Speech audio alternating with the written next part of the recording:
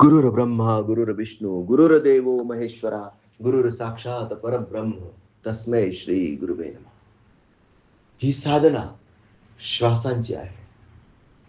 आणि जसं जिम मध्ये गेल्यानंतर तुमची बॉडी बनते, अगदी तसंच ही श्वासांची साधना करून साधना सेवा सत्संग या चैतन्याच्या मार्गावर चाललं तर तुमचं व्यक्तित्व बनणार म्हणजे बनणार. तुम्ही करंट सिच्युएशन पासून डिझायर्ड सिच्युएशन मध्ये जाणार म्हणजे जाणार. This is the law of attraction. जे तुम्ही आकर्षित करतात, जब कोई चीज तुम शिद्दत से चाहते हो तो सारी कायनात उसे जुटा देने में जुड़ जाती है. हे शाहरुख खानने सांगितलेलं आहे आणि हे सत्य आहे. हे याला शास्त्राचा आधार आहे. हे घडतं आणि यालाच मी म्हणतो मॅनिफेस्टेशन. आणि मी शिकवतो म्हणून मी आहे मॅनिफेस्टेशन कोच. मी शिकवतो. जगाला माहित नाही का? हा, जगाला माहिती ना, पण शास्त्र में जो बात है वो करने के हाथ है. जर तुम्ही केलं नाही तर मी पण काही करू शकत नाही. मी फक्त तुम्हाला रस्ता दाखवू शकतो, पण त्या रस्त्यावर चालायचं काम तुमचं आहे. तुम्ही अनेक वेळा सटकून खाली पडणार, मी पण पडलो, पण पडल्यानंतर पुन्हा उठलो आणि पुन्हा साधना सेवा सत्संगाच्या मार्गावर सतत अभ्यास बनत बनत बन जाय. This is rule. This is pure science and this is science beyond science. तुमच्या आयुष्यातले सगळे दुःख हरून टाकण्याची याच्यात ताकद आहे. पण सांगू का तुम्हाला, लोक हरी आणि हरामध्ये पण भेद करतात. लोक द्वंद्वामध्ये जगतात. आणि साईबाबा आपल्याला शिकवतात सबका मालिक एक. या द्वंद्वातून बाहेर निघून आपण अद्वैतात स्वतःला प्रस्थापित करू शकलो पाहिजे. द्वंद्व, मी शिवभक्त आहे, नाही नाही नाही, मी तर तो मुरलीवाला मोरपिचवाला गोपिकांमध्ये एन्जॉय करणारा तो कृष्णच मला आवडतो. कोणी म्हणे नाही नाही नाही, मला तर त्या सिंहावर बसलेली, हातात तलवार घेतलेली, ढाल घेतलेली ती भवानी माता आवडते, तुळजा भवानी आवडते. नाही नाही नाही नाही, मी तर कोल्हापूरच्या अंबाबाईचा भक्त आहे. मतांचा गलबला आणि कोणी माने ना कोणाला. मग तुम्ही म्हणाले हे सगळं खोटं आहे का? नाही, हे सगळं खरं आहे. अरे मग करावं तरी काय? करावं तरी काय? एकाच ठिकाणी श्रद्धा, एकाच ठिकाणी श्रद्धा, सतत अभ्यास. जर तुम्ही 5 फूट इथं खोदलं, 5 फूट इथं खोदलं, 5 फूट तिथं खोदलं, पाणी कुठे लागणार नाही. एक पाण्याचा थेंब जर आज कठीणात कठीण शिळेवर जर सतत एकाच ठिकाणी पडत राहिला तर त्या शिळेला सुद्धा भोग पडून जात. हे विज्ञान आहे की नाही? याच्यात काही चमत्कार आहे? नाही नाही नाही बुवा, एकच थेंब पडत होता, इतक्या वर्षापासून पडला आणि आरपार त्या शिळेला भोग पडून गेलं. याच्यात काय चमत्कार आहे? तुम्ही म्हणणार याच्यात काय चमत्कार आहे? ज्ञानेश्वर माऊलींनी रेड्याच्या मुखातून काय वेद बोलवलेत किंवा निर्जीव भिंत चालवली, याला आपण चमत्कार म्हणतो. आणि याला काय म्हणतो? सायन्स म्हणतो.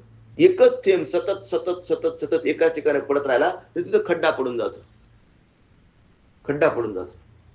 मग हे जसं आहे अगदी तसंच जेव्हा तुम्ही साधना सेवा सत्संग या चैतन्याच्या मार्गावर चालतात तेव्हा आपोआपच तुम्हाला तुमच्या आयुष्यात जे पाहिजे ना ते प्रकट व्हायला लागतं. This is law of manifestation. This is law of attraction. पण या मतांच्या गलबल्यामुळे कधी आपण बिरोबाला जाऊन नारळ फोडतो, कधी म्हसोबाला नवस करतो, कधी केदराई मातेकडे जातो, तर कधी भवानी मातेकडे जातो. कधी कोणी म्हणतं माझ्या घरात दारिद्र्य आलेलं आहे तर मला जाऊ द्या, कुठे? व्यंकटेश्वर, बालाजी.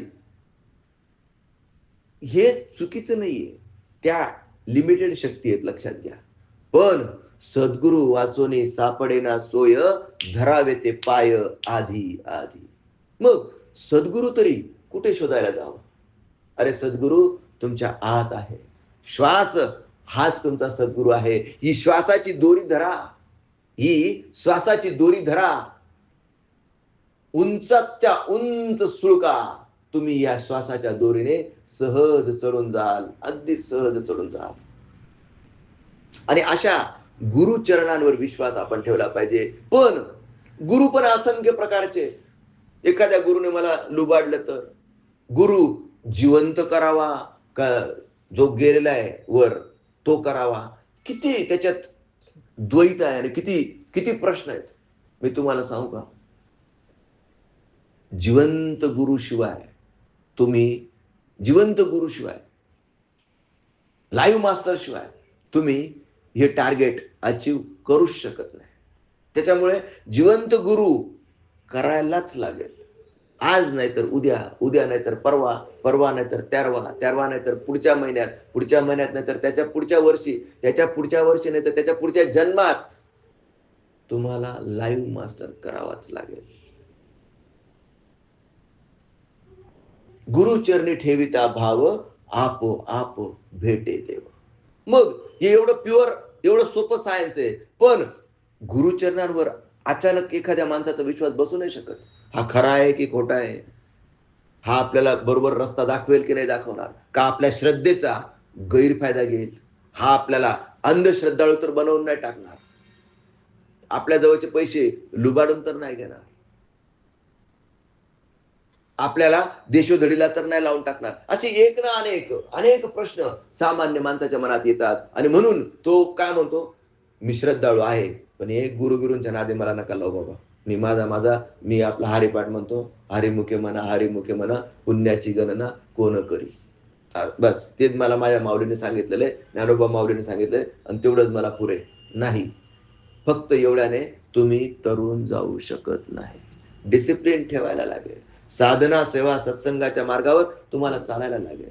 दररोज हरिपाठ म्हणणं, हरिपाठ पाठ करणं, हनुमान चालीसा पाठ करणं, विष्णू सहस्त्रनाम म्हणणं, देवी स्तोत्र म्हणणं, ही साधनाच आहे.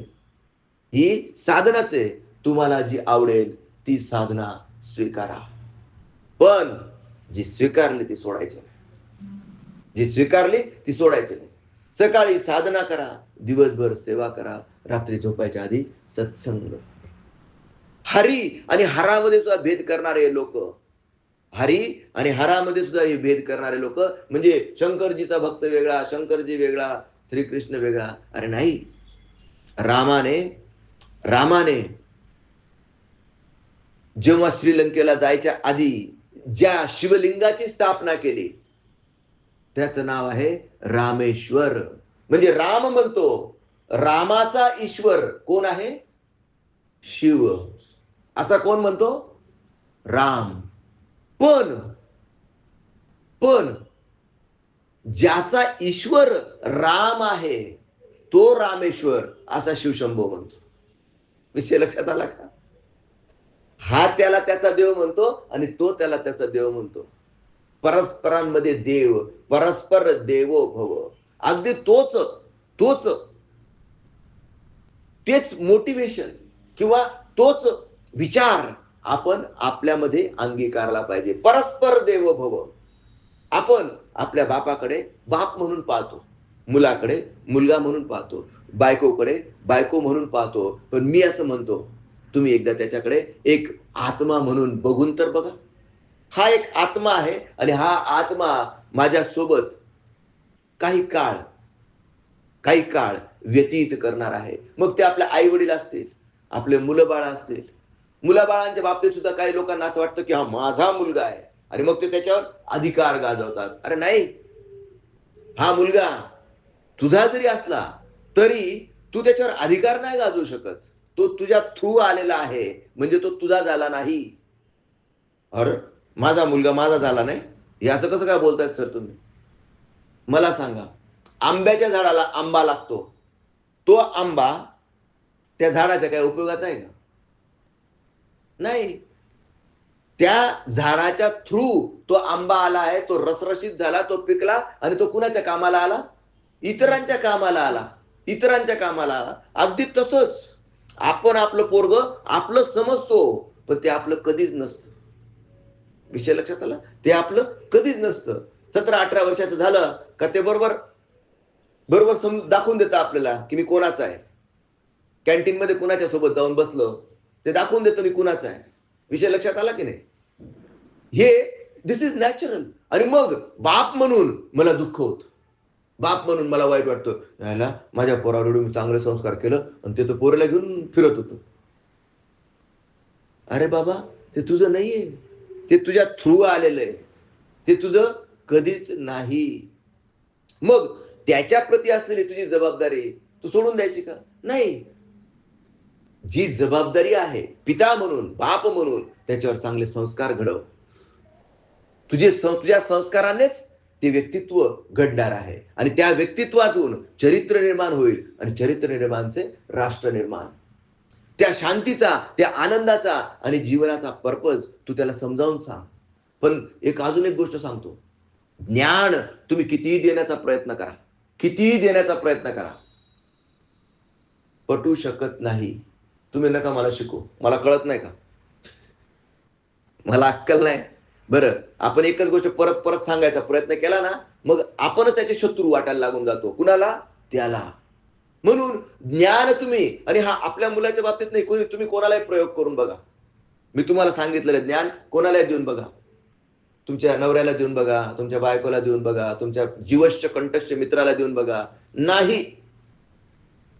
तुमच्यावर लय प्रेम असेल ना, तर तो फक्त रिजेक्शन दाखवणार नाही, पण त्याच्या मनात त्याला बरोबर माहिती असतं, बर बर बर, लगेच तो मोबाईल बघायला लागून जातो. बर बर बर, असं का? ज्ञान देऊन उपयोग नाही. तुम्ही काय दिला पाहिजे? अनुभव. ज्ञान त्यालाच दिलं जाऊ शकतं ज्याच्याजवळ श्रद्धा आणि विश्वास आहे, ज्याच्याजवळ ज्ञान जाणून घेण्याची जिज्ञासा आहे. ज्याच्याजवळ जिज्ञासा नाही, ज्याच्याजवळ श्रद्धा नाही, विश्वास नाही, त्याला तुम्ही ते ज्ञान देण्याचा प्रयत्न केला तर पालथ्या घड्यावर पाणीच पडणार. पालथ्या घड्यावर पाणी म्हणजे काय? किती पाणी होता, वाहून जाणार, काही उपयोग नाही होणार.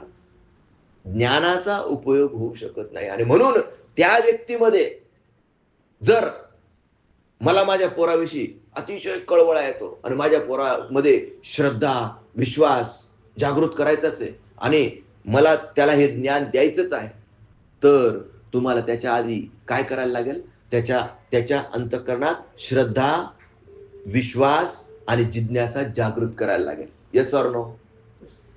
जोपर्यंत त्याच्या मनात श्रद्धा, विश्वास आणि जिज्ञासा, ज्ञान जाणून घेण्याची जिज्ञासा नाही, तोपर्यंत तुम्ही त्याला ज्ञान देऊ शकत नाहीत. पटलं की नाही तुम्हाला? आता जाधव साहेब मला सांगत होते काय, की नाही नाही नाही नाही, हे कोणाकरता करायचंय? माझ्याकरता नाही, माझ्या आदिती करता करायचंय. अरे हो, पण आदितीला वाटलं पाहिजे ना, बरोबर आहे की नाही? आदितीला वाटलं पाहिजे की काय, मी ज्ञान ग्रहण करावं. आदितीला पटलं पाहिजे की इथं गेल्याने माझं वजन कमी होईल. आदितीला मान्य असलं पाहिजे की इथून जे ज्ञान मला मिळणार आहे ते प्युअर असणार आहे. जर ते तिलाच मान्य नाही, तर तुम्ही हजारो वर्ष जरी तिच्या पुढे, गाढवा पुढे वाचली गीता आणि कालचा गोंधळ बरा होता, अशीच अवस्था निर्माण होणार. आणि म्हणून मुलांना ज्ञान देण्याचा प्रयत्न करू नका, कारण ते तुम्हाला ज्ञान शिकवतील. पप्पा तुम्हाला हे समजत नाही का, हे दाखवा, मी करून देतो तुम्हाला, कसं व्हॉट्सअपला ही सेटिंग लावा. मला शिकवतात माझे पोर, माझ्यापेक्षा हुशार झालेत ते. विषय लक्षात आला का तुमच्या? मुलांना ज्ञान शिकवायला जाऊ नका, त्यांच्यामध्ये जिज्ञासा, श्रद्धा आणि विश्वास निर्माण करा. मग कसं काय सर? मग आता त्यांच्यामध्ये जिज्ञासा, श्रद्धा आणि विश्वास कसं काय निर्माण करायचं? सत्संग. सत्संगाशिवाय विवेक प्राप्ती होऊ शकत नाही. विवेक म्हणजे काय? हे चांगलं आणि वाईट. सिगरेट पिणं वाईट आहे, मला माहितीये, मला माहितीये, आणि माझ्या मुलाला शिकवायचंय, आणि मी चोरून चोरून सिगरेट पिटतो, माझ्या तोंडाचा वास येतो म्हणून मेंटॉस खाऊन येतो. अरे तुम्ही कितीही शिकवा तुमच्या पोराला, ते तुम्हाला दिसेल बरोबर, आणि एक पाऊल पुढे असेल. तुम्ही सिगरेट पितात, ते दारू पिऊन येईल, बरोबर बाईला पण घेऊन येईल. विषय लक्षात आला की नाही? त्याच्यामुळे मुलं कशाने शिकतात? ज्ञानाने शिकत नाहीत, मुलं ऑब्झर्व करून शिकतात. ऑब्झर्व, ते आपल्या आजूबाजूच्या लोकांना ऑब्झर्व करतात. आणि आता जर आपण आत्ताचं जग जर बघितलं ना, तर कसं झालेलं आहे, कसं झालेलं आहे, विषारी झालेलं आहे, विषारी. इंटरनेटमध्ये ज्ञान मिळतं, ज्ञानाबरोबर पॉर्नोग्राफी पण मिळते, आणि 4-4, 5-5, 6-6 वर्षाचे पोरं पॉर्नोग्राफीला एक्सपोज होतात. सांगा तुम्ही त्यांना सत्संग कसा शिकवाल? आणि म्हणून जग ऱ्हासाकडे चाललंय. म्हणून कितीही आपण शांतीचा प्रचार आणि प्रसार केला तरी ट्रम्प तात्या म्हणतायत उद्या तर मी अणुबॉम्ब टाकतोच तुझ्यावर.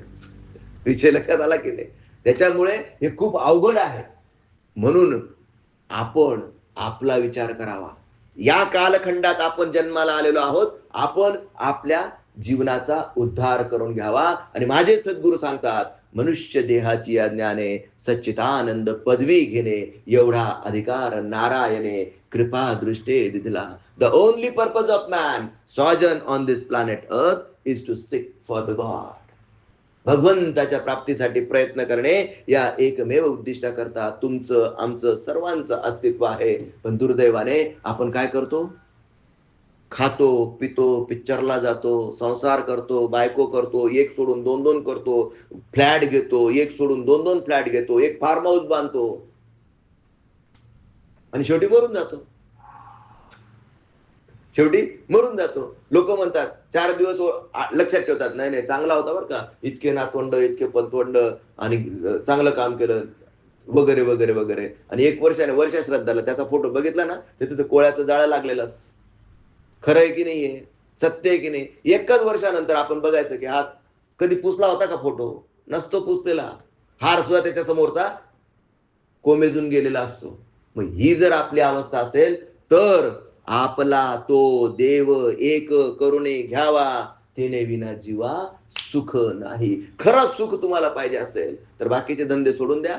फक्त भगवंताच्या प्राप्तीसाठी प्रयत्न करा. आणि भगवंताच्या प्राप्तीसाठी प्रयत्न काय करायचा? तर साधना, सेवा, सत्संग, चैतन्याच्या मार्गावर चालून सद्गुरूला शरण जायचं. दिस इज द फॉर्म्युला. हा फॉर्म्युला तुमच्या डोक्यात बसावा. चैतन्याच्या मार्गावर चालण्यासाठी तुम्ही सतत प्रवृत्त राहावं आणि तुमच्या माध्यमातून एक महान कर्तृत्व उदयास यावं. या शुभेच्छेसह आजच्या सत्संगाला आपण विराम देऊया. श्री गुरुदेव दत्त.